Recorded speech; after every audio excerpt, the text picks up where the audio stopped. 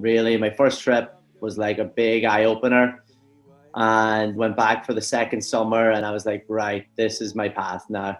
In this week's episode, we speak to real estate broker Shane Boyle, who talks to us about the New York City real estate and rental market and how COVID-19 has impacted prices. Shane is from Killybegs in Donegal and first came to America on a J1 in 2008 before moving permanently to New York City in 2012 in pursuit of his American dream. He initially worked as a bartender before making the move into the real estate game and has never looked back. Shane currently works for Team Carte Blanche at Triplement and can be contacted through his Instagram handle at ShaneXBoyle or on LinkedIn for any inquiries. Our Instagram handle is at The Long Haul Podcast, and you can also find us on Facebook and Twitter, and all of our previous episodes are up on thelonghaulepodcast.com. Shane kicked off the show by telling us about his fondness for America and what led him to move into the real estate business and grind out a successful career in the industry. Well, first of all, thanks for having me on, lads. I appreciate it. Originally from Killybegs. Small fishing town in the northwest coast of Donegal. Would have been a big footballing town, done very well in the 90s. We got to a couple of finals in my time, but never won them, unfortunately. And came out here in 2012 to New York. And what did you do in college before you left, or where did you go to study? Was real estate always in the back of your mind? What was the goal early on? No, definitely not. Went to college in Sligo. I had a 3-year course in sports and rec. Took me 5 years to do it. And that's how good Sligo was. Anyone that knew me back in Sligo would know plenty of references to that one. And then I came out. I've done a couple of playing football in Chicago. So I done that for 2 summers in 2008 and 2009. And I really got a love for America through that. Really, my first trip was like a big eye opener, and went back for the second summer, and I was like, right, this is my path now. Didn't have much interest in Australia. England was kind of too close. It was always America. I loved the whole mentality, positive thinking, good for you, instead of in Ireland, it was like, fuck you. That was only Sligo. Yeah. So you came out in J1s first, was it? You came out for a summer first in a J1, was it? And then came back again. And we didn't even do the J1s. I was playing football, so there wasn't much work to it. So we just came out for the 4 months, I think it was. I came back then. We were playing the finals. We ended up winning the Chicago championship twice, and we came back for the finals in Boston. I got to a final, I got to a semi-final. And then finished off my last year in Sligo, so that opened me up to the graduate visa. It took me almost about 11 months to get over here with everything, playing football at home, and I was in and out of the county team back then. And we were on our last month. A very good friend of mine, Sean Dowds at the time, and we were sitting in his living room. I think we had about 6 or 7 days left for the 12 months. Visa, that there was about 6-7 days left in it, and we said, right, I have to get back to America here. This is my chance. And we said, where will we go? And we said, well, we've been to Chicago, let's try New York. So we tried New York, and we booked the flight then and there. We were out a couple of days after it, and that was it. I always knew, like I said my goodbyes to my parents and all. I just knew I wouldn't be back after that. This was it. When was that, around 2012? November 2012. So we landed here. It was day 3 of Sandy. And thinking back on it, I don't even know how we got in, because the city was in complete darkness. Flew in anyway. We didn't even know there was anything going on. Knew no better. And typical Irish. Yeah, Sure, and Donegal had just won the All-Ireland a couple of months earlier. And in the Abbey Hotel that night, I don't even remember this, I met a guy, CJ Malloy, who was in America at the time. He's back at home in Ireland now. But I met him in the Abbey that night after the All-Ireland. Maybe it might have been the Monday night. And I was telling him I'm coming over. I want to come over to New York. And he said, sure, I'll pick you up at the airport. And I got a message on Facebook a couple of weeks after. He's like, are you still going to come to New York? I was chatting to him in the Abbey a couple of nights after Ireland. And I was like, geez, yeah, we're thinking about it. If I book a flight, will you pick me up? And he did.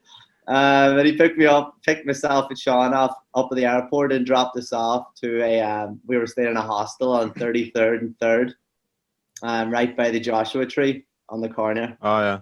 And like literally there was no electricity on the place that we were staying in. We were going around with our iPhone torches and we went out for the night then, and the bars were hopping, no credit cards, all cash. And we thought this is the best place in the world. And we done that for a good week of drinking, and then we were no money left, and we're like, shit, what do we do now? It's even better than Sligo. Yeah, well, I was just picking up from Sligo, so it was. But that was our welcome to America. It was very surreal, very, very surreal. And then the city started to come back into electricity and stuff like that. Then we were picked up. I was in contact with the Donegal GA guys, so Pat McGill picked me up from the hostel where our stay was up there. So took us up to the Heritage, and we made our way. Then we got a rent. I was on a couch for probably about 3 months, and that got old very fast. Up around hanging around the tombstone a bit too much up in Woodlawn. And then we got our own rental then set up. We were probably about 4 or 5 months in at that stage, and got our own rental stayed up. We got a 3-bedroom. Then another good friend of mine came out from Killybegs, Paul McGinley. And we took it from there. We were in a 3-bedroom up in Woodlawn. And what line of work did you start off in? Construction, labouring. Okay. The worst work you could ever imagine. I had a guy from Kildare that was over us, and he didn't go easy on us at all. And he gave us the worst work on the site every single day. I'll never forget it. We were down on 25 Broad Street, down on Wall Street. So we had to take the bus to the 4 train, then down to Wall Street. And we were taking 25-foot steel studs up the stairs because they wouldn't fit in the elevator up to the penthouse. So we done that for months. It was the worst work ever. Very depressing work. And of course, we were always hungover going into it. And I stuck that out for a good 11 months. Sean, the guy that was with me, he kind of graduated on to the carpentry, but I stayed behind on the labouring. I was never good at it. And then eventually I said to myself, here, this is not for me. I had to get out of this. And I was very in depth with drinking and the bartending. So I reached out to a couple of boys. I probably reached out to Johnny at one point and said, here, how can I get into this? And I started bartending then. Okay. And how did you get into real estate? How many years were you bartending then before you got into? I was bartending for a couple of years, maybe 3 or 4. All right. That really opened me up. Actually, it really opened up my personality. Got a lot of confidence from that, and was making really good money as well. And I was flying in it. And then it started towards the end of the bartending. I think with every bartender, you kind of think to yourself, okay, where's my next point of call here? I don't want to be behind the sticks for too longer, and I didn't want to head into my 30s and say to myself, I'm still bartending here. Even though I was on great money, I needed something more for myself. So I looked into it, started partnering up with other people. Usually you'll have someone that's here longer, that has money behind them, that will throw something at you if you're a good lad, and you'll run the bar. And we had a couple of places lined up, was ready to sign a lease on one of them. It was on around the 30s on 3rd Ave beside Grand Central. And I took a step back and I said, you know what, I really don't like this lifestyle at all. And as Johnny knows, it's like going into the 4 a.m. and then you start drinking there. And then it was really, I was doing a lot of it at the time. And I was like, I need to take a step back here. I don't want this to be my next 15 years of my life. And I was having a lot of issues with drinking back then as well. And I said, you know what, here, I need to take a different career path. And around the same time, a very good friend of mine who was bartender at the time, Shane Mahar, he rented an apartment in the Upper West Side, and this broker approached them and he said, look, you look like you'd be good in real estate. You have a good personality for it. If you and any of your friends have any interest in getting into real estate, but I just started up my own company. I'll pay for your license. Would you get into it? So he called me up. I'll never forget it. It's like a Wednesday or Tuesday or Wednesday, 1 o'clock. I was living in Hell's Kitchen at the time, dying, just finished up probably from a night on the beer. And he goes, here, this guy that just rented me the apartment said he'd pay for our license. Do you want to do it? You're always kind of mentioning you want to get out of the bar. You like real estate. You'd probably be good at it. You're good with people. I said, yeah, I would give it a go. And he said, right, well, get yourself together there. The class starts in an hour. And I said, oh man, I'm dying. Like, can we do this some other time? And he's like, no, it's now. And so I pulled myself together. Went down to the first class. And then I finished it up in about 3 weeks. Here, you just need to do 70 or 75 hours of classwork. So he didn't really get into it. Took him a couple of months to finish his course, but I really took to it and I really got a love for it. And I was licensed within about 2 or 3 weeks and signed for that brokerage, and I was his first agent. And I was kind of like, what now? And he was a crazy, eccentric, cowboy hat, cowboy boots, not your typical real estate broker. And he kind of sent me on up to a landlord in the Upper West Side who had a bunch of apartments, and I just kind of took it from there. That was kind of the start of it. It was very good forward thinking, Shane, just to go back to the bartending. Like, I'm not knocking it. There's a lot of, you and I know a lot of bartenders that didn't have the same path you and I had. Because mine was similar to the way you described it. It was very much forward thinking, even at be younger than 30, when you realize a couple of years in, you were like, this is going to end one way for me and one way only if I keep at this. Like, you know, fair play to you. Like, you take, and to walk away, like going into a real estate, you knew of it, but you didn't know, you know yourself, certain bartending jobs are like a salary. Yeah. You know what you're going to make every week pretty much. Like, you're not going to be too far off it. You don't take off. Yeah, if you don't take off the good nights, you're always going to make good bank. Fair play to you. Like, it was great credit to actually have the it was very hard to do it. I remember distinctly, and I don't want to ever forget it. I remember how scary it was at the time, but there was something inside of me like that knew that that needed a change. I mean, the bartending lifestyle is aggressive. Yeah. Especially if you have that personality like I have, and there's no limits, you know. And in a city like there's so many other people doing it with you. It normalizes it. Yeah. Like, there's no shortage of lads. Like if you were, let's just say, for instance, you were in a Sligo or something, you're in college, you'd be the only one maybe on the Monday, Tuesday, Wednesday night. So it'd be very easy to catch yourself, not easy to catch yourself on, but it'd be a lot easier to see it. Whereas New York, it's always this, Monday night, that's bartender's night. That's, Tuesday night, sure, such and such a bar. And you're like going, should I say Friday, fucking Saturday, Sunday? Are they not bartender nights as well? Like, yeah. So it's very easy. Fair play to you. Yeah. And I remember the hardest part was probably leaving the cash and leaving the money. Yeah. Going into real estate where it's 100% commission. You know, there's no salary, there's no benefits. Not that there was in bartending, but you knew in bartending, all you had to do was be there and get into the bar, and you knew you were going to leave with some sort of money in your back pocket. Where it's completely different in real estate. It's very much eat what you kill. So you made a clean break. It's more, sorry, Mike, it's more structure. You're getting your money in real estate. Like Shane said, you've gone out of it now, as I'm sure you know. I've explained this to Mike before. All bartending, when you were doing it, was all cash. And then you got your credit cards, but your credit card tips, you took them at the end of the night generally. Yeah. So you got them anyway, and then you got your lovely tax bill. And like in January, February, you were like, tax number, yeah. You were like, why am I getting that tax bill? Because you left every night with your wages. That's why. But like, I'd even talked to Chris there, that's with us in the long haul, and Chris and I bartended together. And now he'd be obviously bartending more so. But Chris says he never saved as well now because your credit cards automatically go into your bank account. Most bartenders didn't even have a bank account, regardless of their status. Even if you had a status, you didn't need a bank account. Yeah, majority of the time, you didn't even know how much money you were making. You know, you didn't know what you made at the end of the week because you left with X amount in your pocket on a Tuesday night. Let's say we just. But if you were in a bar, say where you got cut early, or it was an early closing bar, how much did you actually get home with? But yeah, that was definitely the problem. When I look back at it, that'd be my biggest one.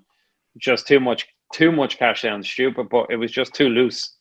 I'd have much preferred a structure, Michael, where it went straight into your bank account. You couldn't take it over. Your direct debit's gone up. Like I said, Chris and Paul and all, even the girls tell me now, it's the best structure they've ever had in the service industry. For people that have been in it for years, I wish I had been there for years. Sure, then how would I buy $1,000 Super Bowl boxes? Whoops, sorry lads. Yeah. There you go. Once I mentioned Super Bowl, it went for a run. Sorry, that's it. Anyway.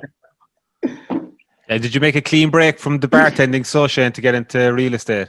You didn't No, I didn't, because I needed the money. Yeah, I was thinking. I had good money saved from the bartending, but real estate is hard. It's very hard, and it's there's 50 to 60,000 real estate agents, and everybody knows a real estate agent. Everybody has a family member or a cousin or their best friend that's an agent in the city. So getting in at the start when you have basically no connections at all, it's very hard. So I was working in the 5 Mile Stone. A good friend of mine was managing it at the time, and he gave me the weekend shifts in there. So I was doing the date Monday to Friday, and then I would go in Friday nights at 10 p.m. We'd work to about 5 or 6 by the time we got home. Done that Friday and Saturday.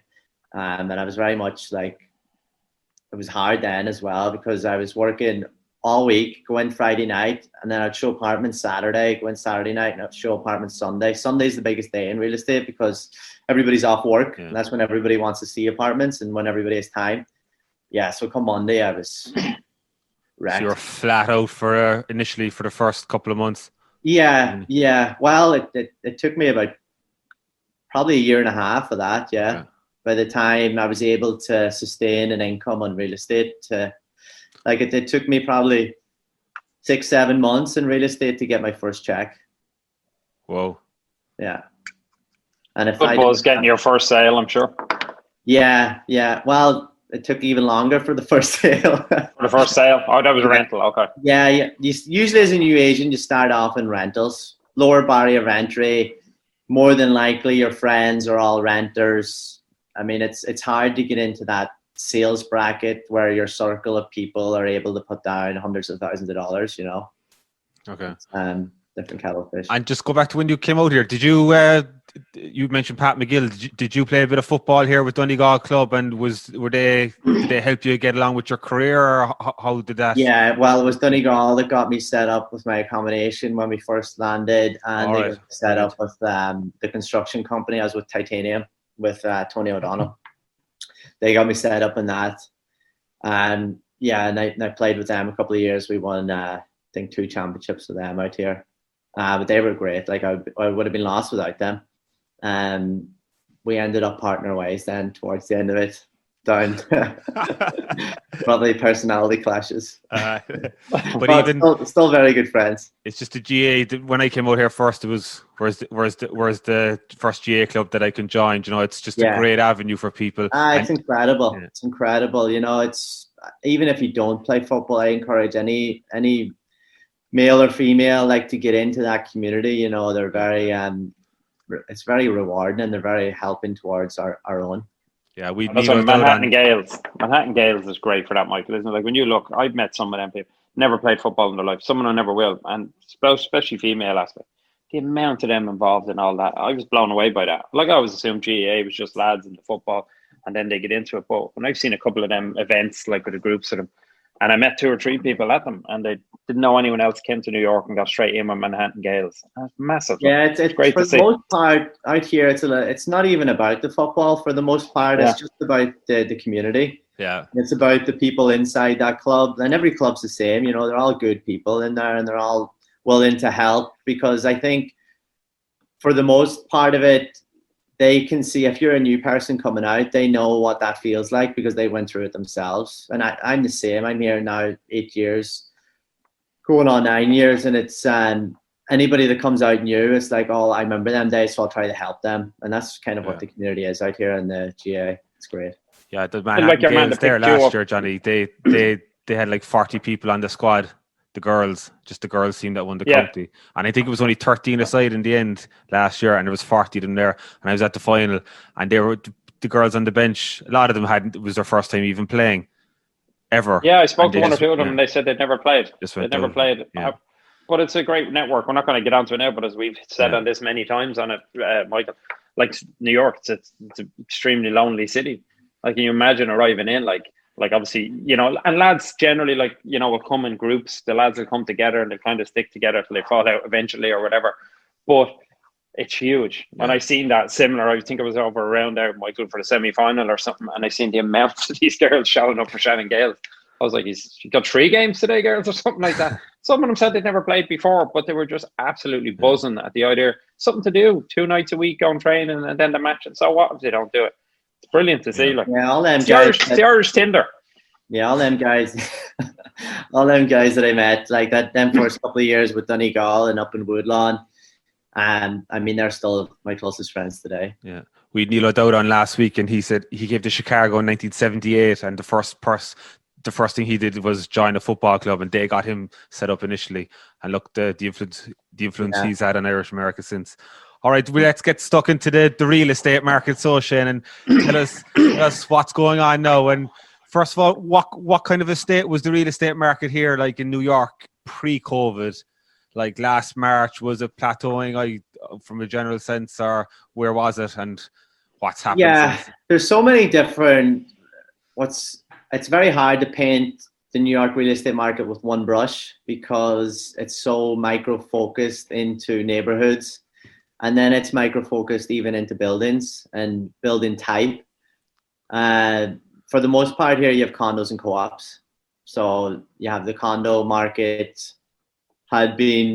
both markets had been on a downward trajectory since the top of the market, which was 15, 16. So prices had been slowly but surely dropping since that.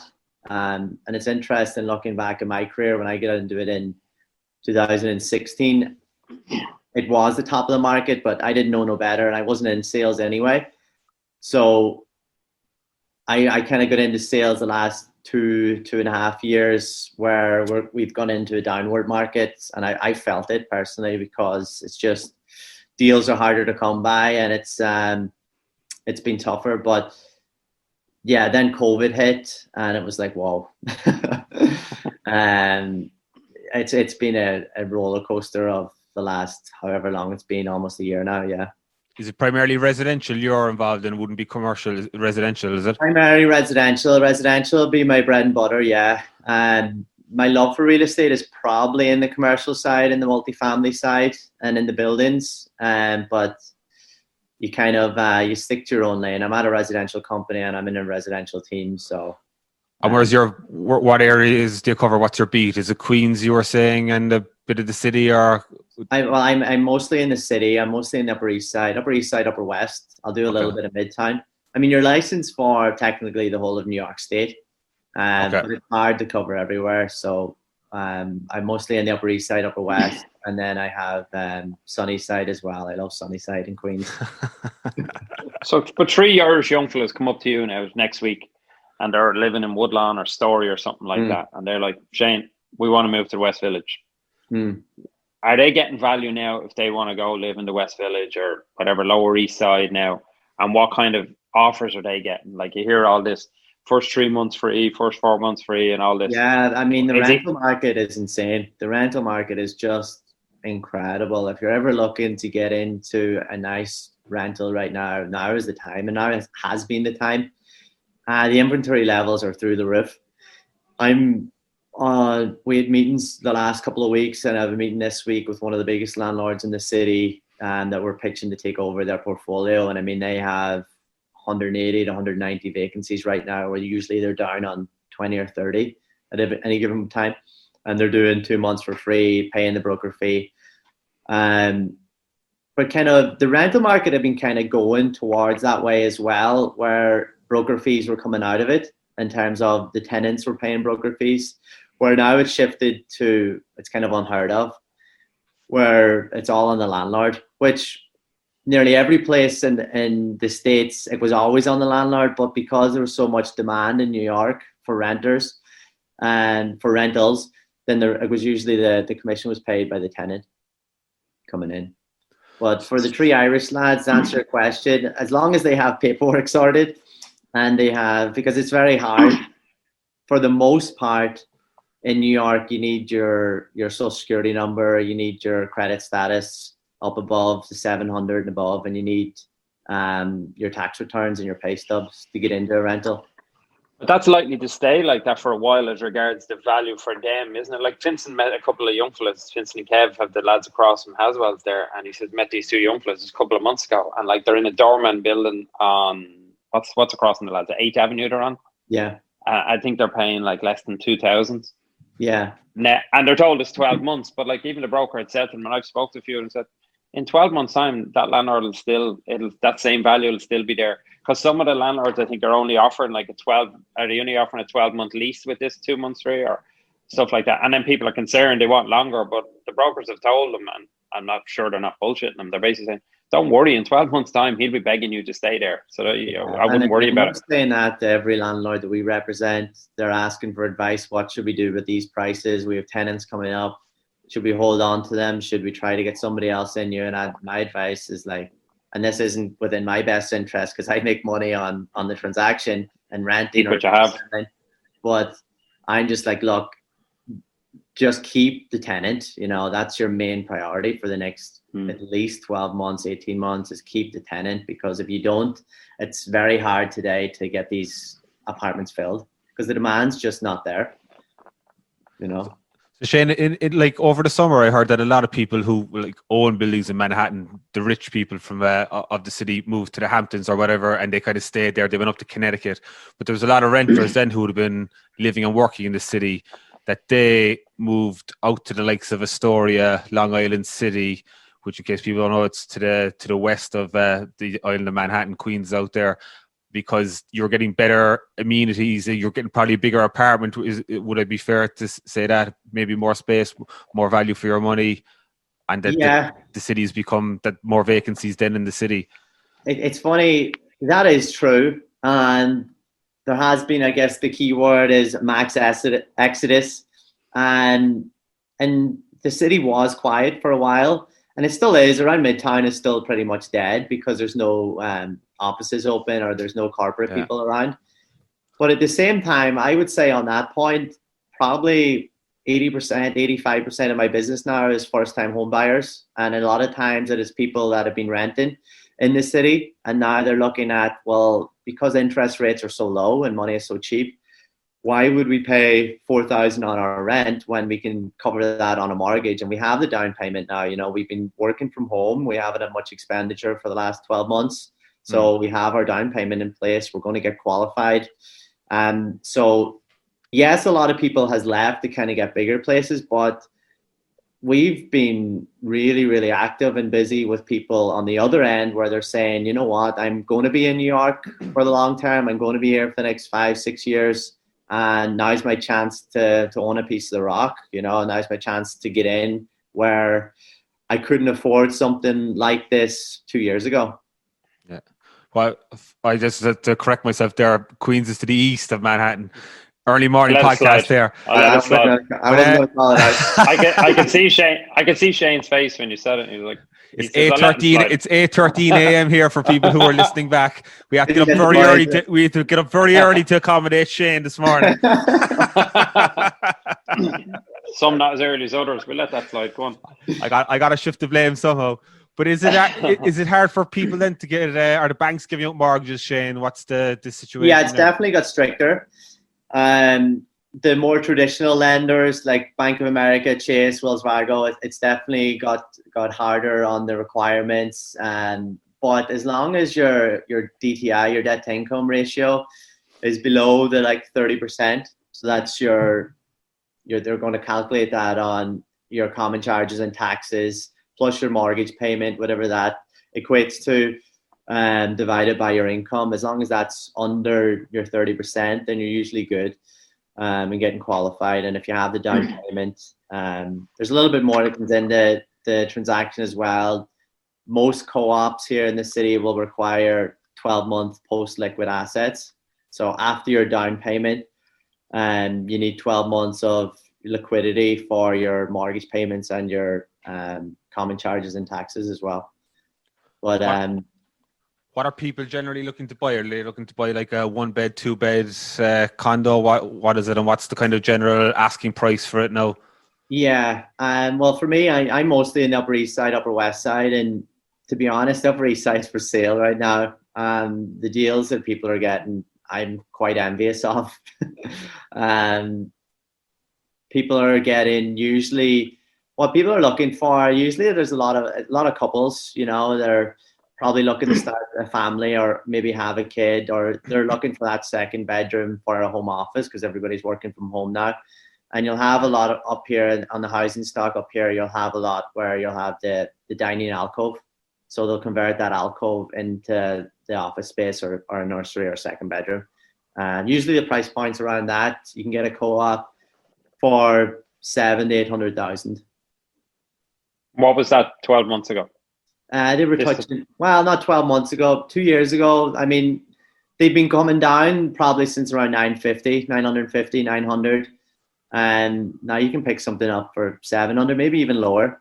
And I mean, I've done 3 deals the last 6 months where on purchase they're making over 100,000 just if they wait it out for the next couple of years, that how much that value is going to come up. Wow. What's it? Can you explain to us the concept behind a co-op in terms of real estate, Shane? Yeah, so a co-op. Nosy neighbour. What's that? A nosy neighbour. Yeah. A co-op. So a co-op is a cooperative. So it's not the same as a condo where you'll have your deed and title. In the co-op, you'll have a proprietary lease, and that lease is for the apartment that you're living in. And so the corporation owns the building instead of where you'll own your own individual unit. So then in a co-op, you'll have a co-op board, just like you'd have a cooperative board.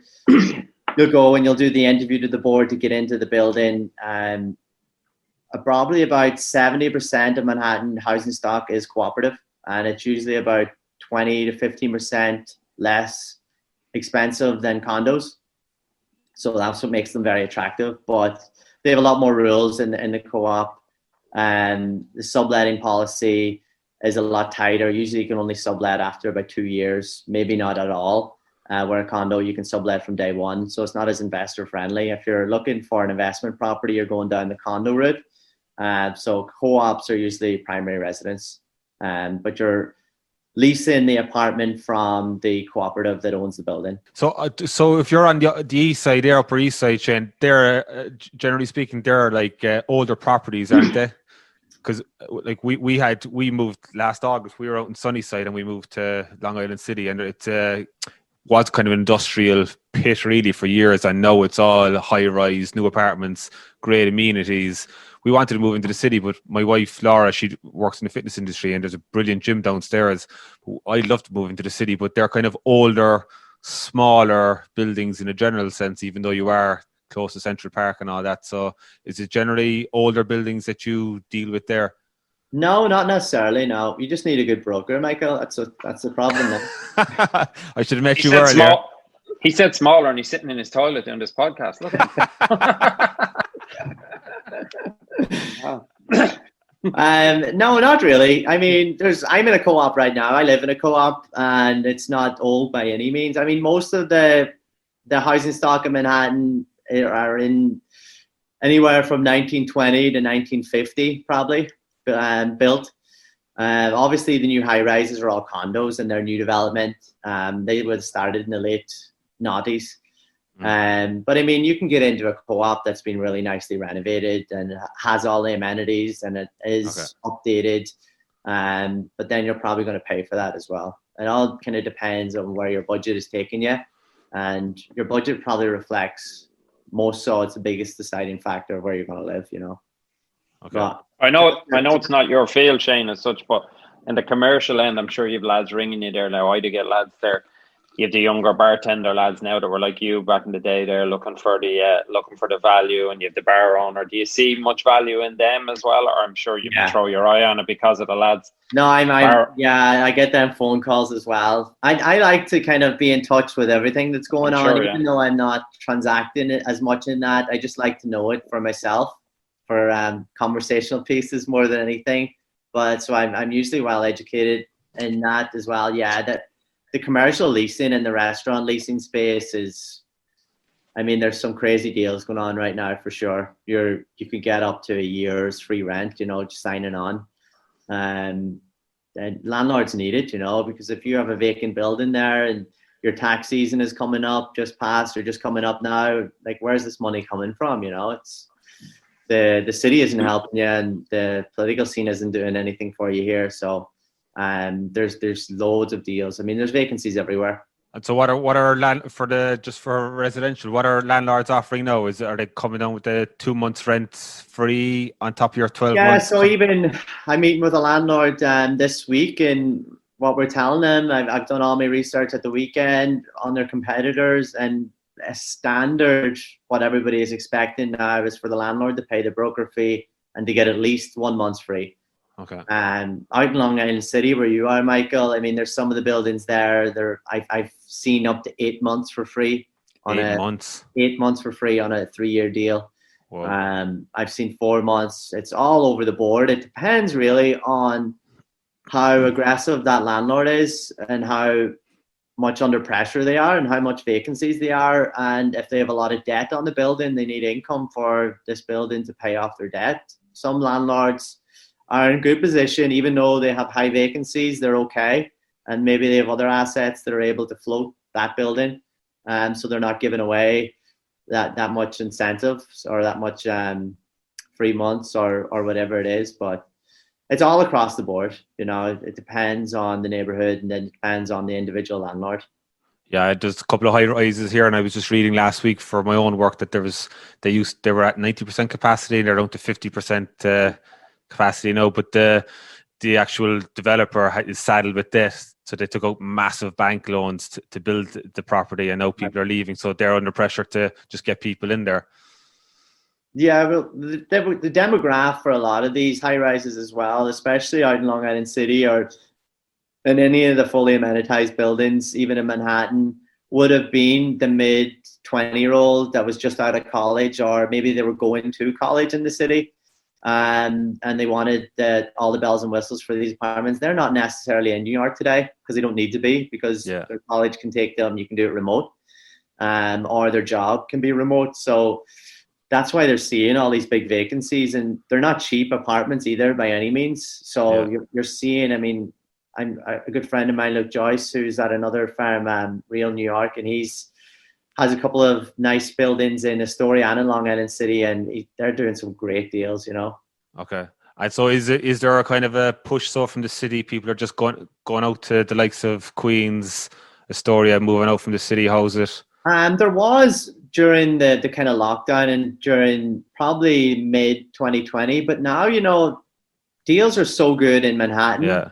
And for people that always wanted to live in Manhattan, and like I moved a couple of our friends that were in Sunnyside into Manhattan, and they were paying cheaper rent in Manhattan than they were in Sunnyside. Oh, really? Jeez. That just shows you where the rental market is in Manhattan today. I mean, Manhattan is just, prices are rock bottom. I think people have a better idea how their work situation is now. Initially, people are like, what's going to happen? And now if they're working in the office, they know if the company is going to survive. They know they're a bit more settled. Like initially, people didn't know what was going on. Depends on your industry. Yeah. But how has your work changed, Shane? So like, obviously you're going out showing people, you have to show people the property all the time. Did you have to do a lot of virtual kind of shows, or how has your day-to-day work changed? Yeah, good question. And it's funny because before COVID happened, I was always on video, and I was always taking videos of apartments. I was always doing 3D tours. And then when COVID hit, it was like all these agents were like, how the hell do we do all this? I can't believe all this extra work. And I was like, were you not doing this already? And so it has changed a lot. I mean, people expect now a level of virtual experience just right off the bat, meaning they want their 3D virtual walkthrough tours. They want their videos. They want probably a FaceTime before they go see it. So there's a lot more work now that you have to go out and into these apartments before actually meeting someone. What's the most difficult thing is the masks, I find, because it's very hard to build rapport with someone when you don't even know what they look like, and you can't see their face and you can't read their body language. And it's funny, you can go and guide someone at making their biggest purchase of their life and build a really strong connection of them, but you don't know what they look like. And then maybe at the closing table, or you do a virtual meeting, or you somehow see their face, and it's funny, you've been working with this person for months and now it's the first time seeing their face. It's weird. You've a fairly big following on Instagram. You've like nearly 5,000 followers. So is that like, do you do a lot of your work through Instagram? How important is social media in your line of work? Yeah, it's huge. Are you just super popular in general? That I got a couple of articles wrote in the New York papers, and it kind of skyrocketed from that. But they weren't good articles. But anyway,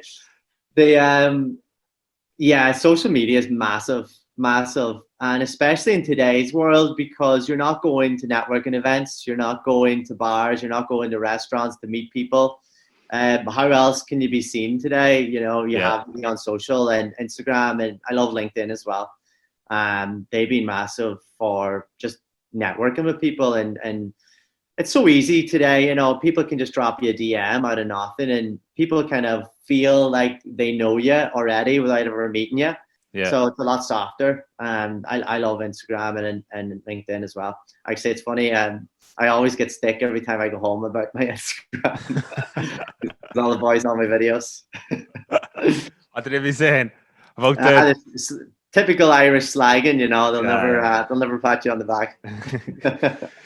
Actually, when we were looking to move, the videos were very informative. When we were looking around there last year, just people, they were just going in and just giving a little walking tour of the apartment. If they're done right, you can get a very good sense of size and a very good sense of the apartment. I mean, well, for me anyway, it's pretty easy, except this is my job. But I think for most, even millennials today, they kind of have a very good understanding on how to see an apartment through a video. And even if it's a live video, I mean, we're doing FaceTimes as well. And if you want to go back through and open up the cabinets in the kitchen or into the bathroom and see or go back into this room, and you can do all that from the comfort of your home. So it's definitely changed. To answer your previous question, it's definitely changed. And there's a lot more paperwork involved. To get into a building now, to do a showing now, you have to have COVID forms and you have to have all these different disclosures just to get in. Johnny's having technical difficulties. Sorry about that, boys. I did a hiatus there. I don't know what happened. Why are you nodding your head for, Michael? You get out of bed fucking half an hour late, you bollocks. I missed the whole fucking bar thing anyway, but I'm sure you made some good points. I'm sure the lads are ringing you flat out. I basically want you to call my landlord is what I want you to do, Shane, and tell him all this. I want to give him the podcast and tell him all the above. Like I have two landlords, and the contrast and difference, lads, like it's unreal. Like I have one guy who's totally working with you with everything, and he's been very accommodating. And then I have another guy who's literally, he won't be listening to this, so I don't really care. But he's literally like, he nearly wants everything, like, Yeah. Are you talking now about the Westbury, Johnny, and the long haul? Well, I didn't want to single which one out was, but sorry, the Westbury. No, but what I mean, you're not talking about your apartment at home. You're talking about your two. No, geez, my apartment's fine. No, but I mean, sorry, Michael, the two bars. But he, you've one guy who wants, he wants everything. Like, he's looking at you. But to play devil's advocate, it just shows like one guy clearly has a great mortgage, and the other guy probably doesn't. Yeah. Like, it's not just as simple as one's mean and the other's not. One guy's in a position to give me a deal and the other's probably not. But I know, because I know other clients of his, I know where he's not. And his manager told me, like, he's a lot of apartment buildings, and he's literally people not paying him. And that was something else I wanted to bring up with you, Shane. I know of people, and I've heard, and they've literally took advantage of this, where they've just stopped paying rent, and the short, like, that's getting kicked on to everyone else. And I said that to him yesterday in an email. I says, you want me to pick up the slack for other people? Like, I've been making the effort all the way through the pandemic and doing the right thing by him, which his manager told me. He said, yours are one of the good ones. Yours have actually been paying us something at some point. But then I threw it back at him yesterday. I said, yeah, because I'm the only one paying, you're trying to make up the shortfall on me. And I've seen that a lot, Shane, and I mean a lot, like where lads have literally just stopped paying rent, like Irish people as well, like have literally been ringing around looking for apartments. And you'd say, well, what's happening in your own apartment? Oh, I just stopped paying there. Yeah. So I'm looking for something else. Look, I might move here or there. I've had friends of mine calling me up and asking me, obviously because I'm in real estate, but asking me when all this was going on. It's like, oh, did you ring your landlord and renegotiate your rent, or are you paying rent? I'm like, of course I'm paying rent. You know, I'm still working. You know, and even if I wasn't, I mean, that landlord still has they own the apartment, so they still have to pay their mortgage. I mean, they're not going to stop paying their mortgage. Yeah, you know? and it's like that is like you heard people saying, and I think we talked about this before, Michael, about the amount of the amount of money you were getting on the dole on the welfare was outrageous at the start. But it was outrageous because your rent was probably classed as outrageous, or your rent was expensive. So if these people getting this 1,100, and then they're like, "Jeez, I'm not paying rent still," you know, and I'm getting 1,100, and now I'm gonna dupe my landlord. And I don't know if you got to talk about there while I was out, but as Michael said, that's nearly where, you know, rent control, and that's where that landlord's going to have to get that back somewhere. And I said that to my landlord, just for the record, I have no objections with paying my landlord down the road. And this is what I've kind of said to him. But he literally wants it now, and he wants it like, like he's offering me, say, next year to pay a certain percentage, but he wants me to start paying any deferred rent literally next January. And I'm like, where it's, they're not, this city, you said it there, Shane, Midtown is dead. I'm confident that New York's going to come back, and I think by October, November, we will see even a massive difference in people being around and stuff like that. But like right now, it's 25%. They're closing at 10 o'clock. Like, what's the 10 o'clock part, lads?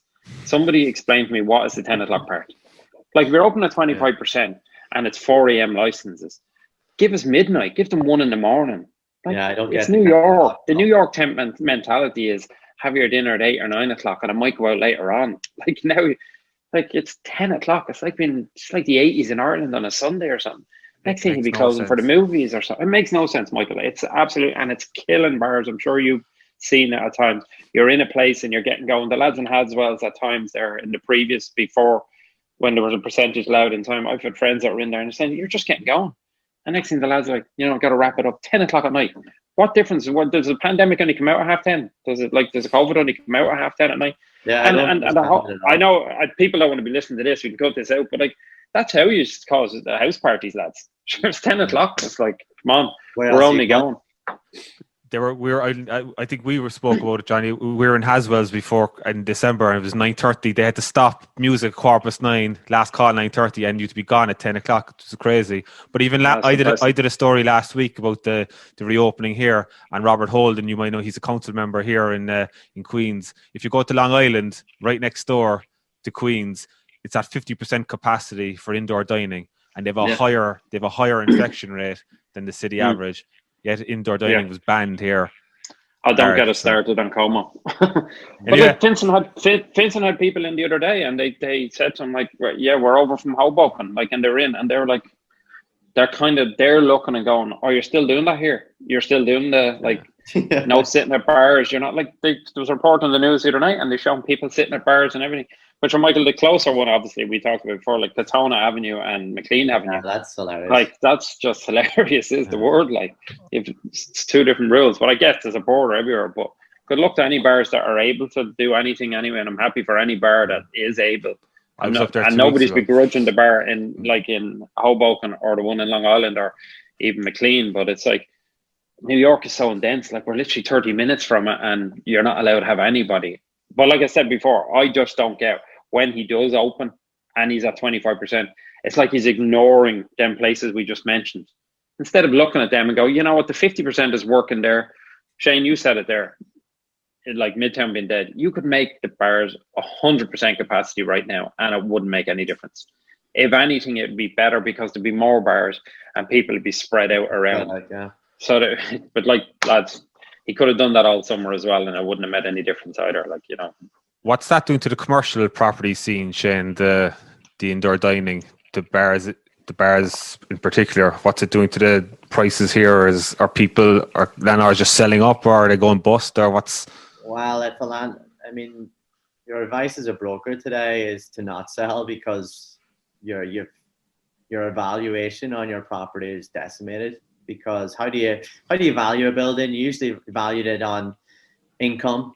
You know how much that rent was paying, whether it was the tenant was paying the rent or the residential tenant or the commercial tenant. So I mean, if they're not there, or to Johnny's point, if them tenants aren't paying today, I mean, you're not getting any income on that building. So how do you even value it?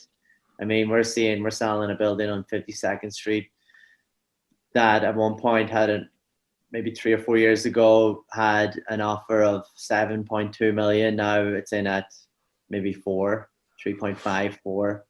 You know, that's just the way the values have gone now in the city, because it's just it's hard. I do fully believe that New York will come back as well. Obviously, I have no crystal ball to tell you when it's going to be, but I mean, everybody's still going to want to gravitate towards that city life and towards that excitement and that energy. It's not there right now, and that's what everybody's talking about. But of course, it's going to come back. I mean, there's only so much I think that people are going to take from being out in the countryside and being out and having all that fresh air. They're going to want that excitement. They're going to want that energy that everybody loves to be in New York. And how busy are you, Shane? You were saying that most nights you're showing properties. So have you been busy throughout the pandemic, or how has it gone for you? Yeah, this has been the busiest I've ever been in my career. Yeah, it's phenomenal. And it's going back to that earlier point where people are being opportunistic, you know, and a lot of times, and I love this phrase, fear breeds opportunity. And people that haven't lost their jobs, people that have had good savings behind them, have been paying probably that rent in the luxury building or been paying that high rent in Manhattan, couldn't afford to buy in Manhattan, so they had to pay that rent because they wanted to be there. They still see themselves being in Manhattan, and they still see themselves being in New York on the long term, and they believe in New York as well, so they know that it's going to come back. So now is their chance, you know. But money is so cheap here. I mean, you're getting interest rates 2.5%, 2.6%. I've seen interest rates at 2.3%, which is just phenomenal. So if you're one of these people, which there's a lot of money in the city still, and if you're one of these people who hasn't lost their jobs, who have savings for the down payment, then they're picking up incredible opportunities, you know. And we've been flat out. It's been so busy now, and you'll probably not see this in the tabloids and in the reports for 3 or 4 months down the line of how busy we've been the last probably 2 months, 3 months. Towards the end of 2020 is when it really started. I mean, it's very hard to even get an appointment in an apartment now in the city. Whoa. And so you were saying that there's a big shift of people, first-time buyers, going from rent to buying straight out because they think there's more value there. Exactly. Well, you're paying your monthly all in between your debt on the mortgage and your common charges and taxes or your maintenance in a co-op. I mean, it's coming out to the same value as what the rent that you were paying, you know. So it just makes sense.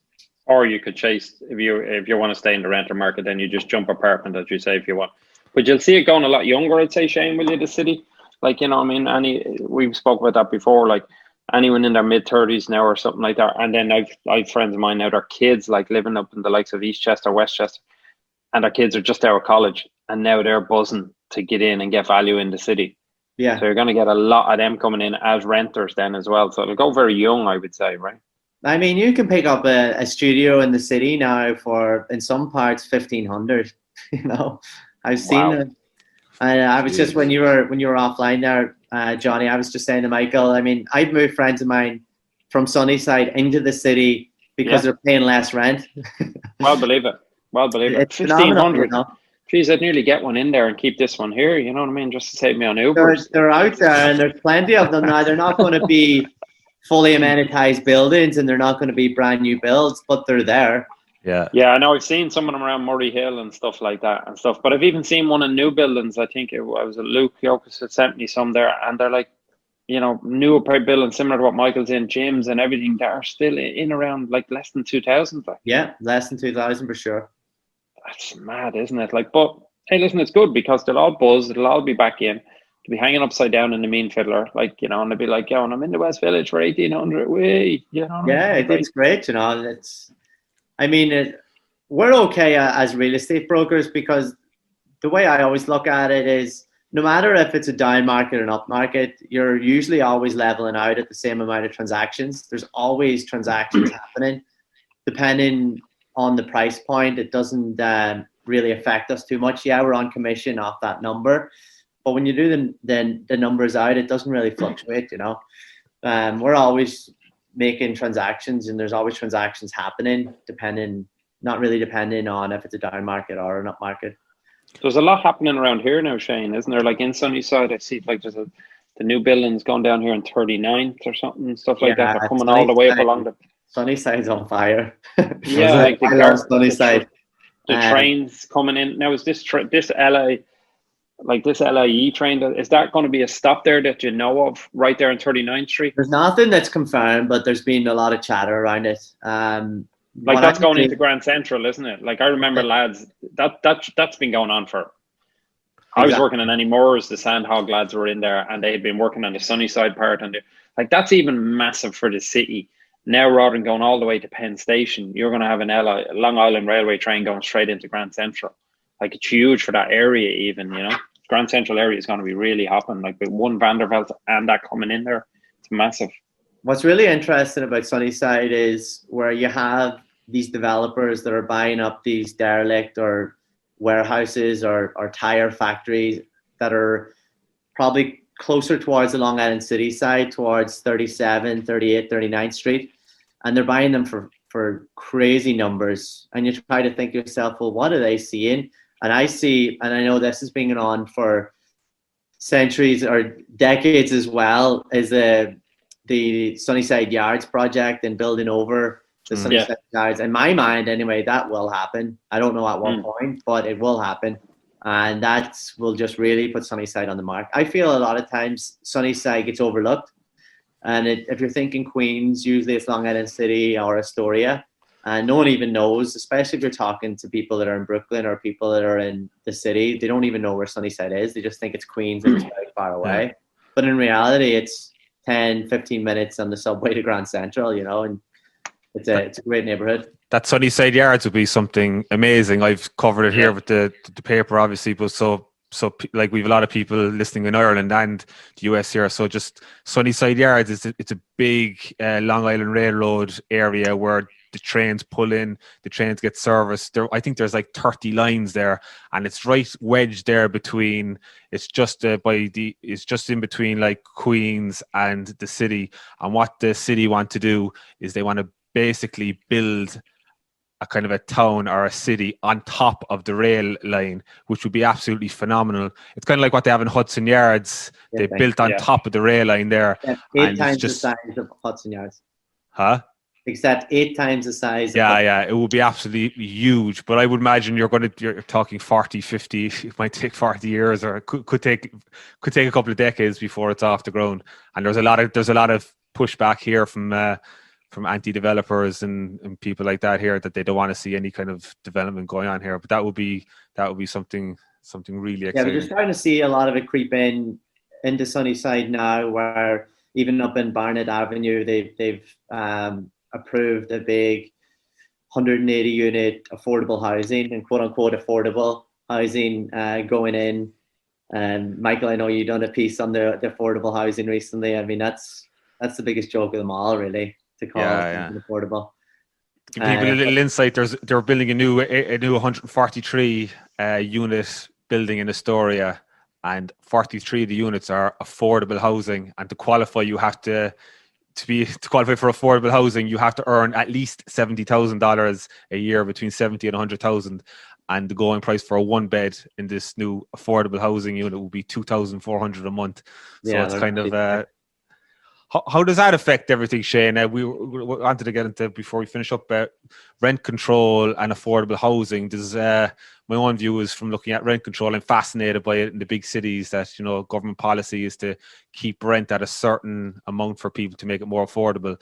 But from my research, the overall effect of that is it actually stifles it suppresses the price and causes more demand, and the net effect is that it actually increases the rental prices per month in these big cities that implement rent control. What's your own view on it? Yeah, I mean, the biggest one I think for me is the 2019 Tenant Protection Act that came in June. Oh, yeah. And that was that a property owner is not allowed to take an apartment out of that stabilization.